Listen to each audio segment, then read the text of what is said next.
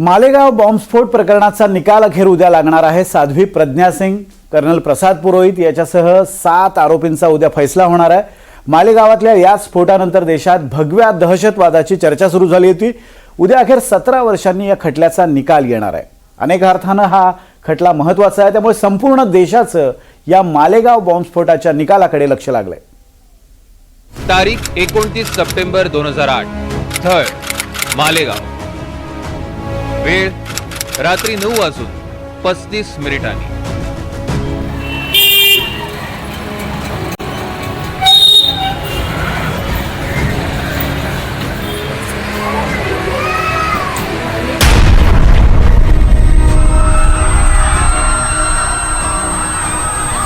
रमजानचा महिना सुरू होता।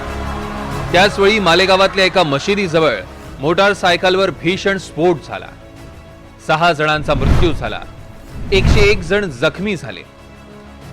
बॉम्बस्फोट एवढा जबरदस्त होता की आजूबाजूची घरं आणि दुकानांचं मोठं नुकसान झालं।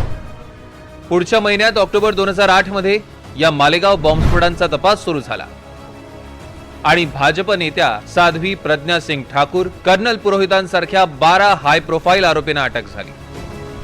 या बॉम्बस्फोट प्रकरणी सुरुवातीला संशयाची सुई ही मुस्लिम समाजाकडे होती। या बॉम्बस्फोटामागे बंदी घातलेल्या सिमी संघटनेचा हात असू शकतो अशी चर्चा होती। मात्र एका मोटारसायकलनं तपासाची दिशाच बदलली। एटीएसनं साध्वी प्रज्ञा सिंह आणि लेफ्टनंट कर्नल श्रीकांत पुरोहितला यात अटक केली आणि इथे जन्म झाला भगवा दहशतवाद या शब्दाचा। 2009 का आम चुनाव सामने रखकर मुस्लिम तुष्टीकरण के लिए इनोसेंट हिंदुओं को इस मुकदमे में पकड़ा, हिंदू आतंकवाद और भगवा दहशतवाद की कहानी चला सके। 2009 का आम चुनाव सामने था। इस देश में पहली बार देशभक्तों को, सामाजिक जीवन देने वालों को, निस्वार्थ भाव से, कर्तव्य भाव से अपना योगदान देने वालों को इस देश के अंदर ये आतंकवाद और दहशतवाद का ठप्पा लगाया गया। मालेगावात जिथे स्फोट झाला तिथून जवळच सिमीचं ऑफिस होतं। याच ऑफिसमध्ये बॉम्ब तयार करण्यात आले आणि हे बॉम्ब मोटारसायकलवरनं नेत असताना त्यांचा स्फोट झाला, असा साध्वी प्रज्ञा सिंग यांच्या वकिलांचा दावा होता।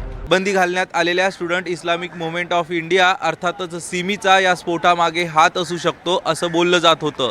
मात्र स्फोटाच्या ठिकाणावरनं एलएमएल फ्रीडम ही दुचाकी तपास अधिकाऱ्यांनी ताब्यात घेतली आणि यानंतर एटीएसने एकापाठोपाठ एक अटक सत्र सुरू केलं। यामध्ये भोपाळहून भाजपाच्या माजी खासदार साध्वी प्रज्ञा सिंह ठाकूर आणि यानंतर निवृत्त लेफ्टनंट कर्नल पुरोहित यांना ताब्यात घेतलं आणि खळबळ उडाली। आरोपी नंबर 1 साध्वी प्रज्ञा सिंग ठाकूर। आरोप बॉम्बस्फोटामध्ये सक्रिय सहभाग, स्फोटासाठी मोटारसायकल्स, हत्यारं उपलब्ध करून दिली आणि ज्या मोटारसायकलवर स्फोट झाला ती मोटारसायकलही साध्वी प्रज्ञा सिंगच्या नावावर आहे। आरोपी नंबर 2 लेफ्टनंट कर्नल प्रसाद श्रीकांत पुरोहित। आरोप बॉम्बस्फोटांचा मास्टरमाइंड, अभिनव भारत संघटनेची निर्मिती, स्फोटकं आणि हत्यारं सुद्धा पुरवली। आरोपी number 3 retired major Ramesh Upadhyay. आरोप अभिनव भारतचे सदस्य, स्फोटांमध्ये सक्रिय सहभाग आणि बैठकीतही सहभागी। आरोपी नंबर 4 अजय राहिरकर। स्फोटासाठी पैसे गोळा केल्याचा आरोप। आरोपी नंबर 5 सुधाकर द्विवेदी। आरोप बॉम्बस्फोटांसाठी माथी भडकवण्याचं काम केलं, स्फोटांसंदर्भातल्या बैठकांना उपस्थिती। आरोपी नंबर 6 सुधाकर चतुर्वेदी। आरोप बॉम्बस्फोटांच्या कटात सहभाग। आरोपी नंबर 7 समीर कुलकर्णी। आरोप बॉम्बस्फोटांच्या कटात सहभाग। 2017 मध्ये सगळे आरोपी जामिनावर सुटले। विशेष कोर्टानं 2018 मध्ये 7 आरोपींविरोधात UAPA आणि IPCच्या आधारावर आरोप निश्चित केले। 2023 आणि 24 मध्ये एटीएसनं दबाव टाकल्यानं अनेक साक्षीदारांनी साक्ष बदलल्याचा आरोप झाला। NIAनं सगळ्या 7 आरोपींना मृत्यूदंड देण्याची मागणी कोर्टाकडे केली। तब्बल 17 वर्ष मालेगाव बॉम्बस्फोटांचा हा खटला सुरू आहे। तिकडे या स्फोटातले पीडित आजही न्यायाच्या प्रतीक्षेत आहेत। त्यांच्यापैकी एक आहे 10 वर्षांच्या फरहीनला गमावलेली तिचे वडील।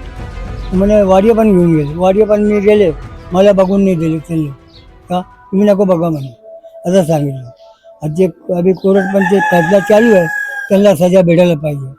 17 साल झाले। 17 वर्ष सुरू असलेल्या या खटल्या दरम्यान 3 तपास यंत्रणा बदलल्या। 4 न्यायाधीश बदलले. खटल्यादरम्यान 323 साक्षीदारांची साक्ष नोंदवण्यात आली. मात्र सुनावणी दरम्यान 40 साक्षीदारांनी साक्ष बदलली. 25 साक्षीदारांचा मृत्यू झालाय. पुरावे आणि साक्षीच्या आधारावर न्यायालय निकाल देतं.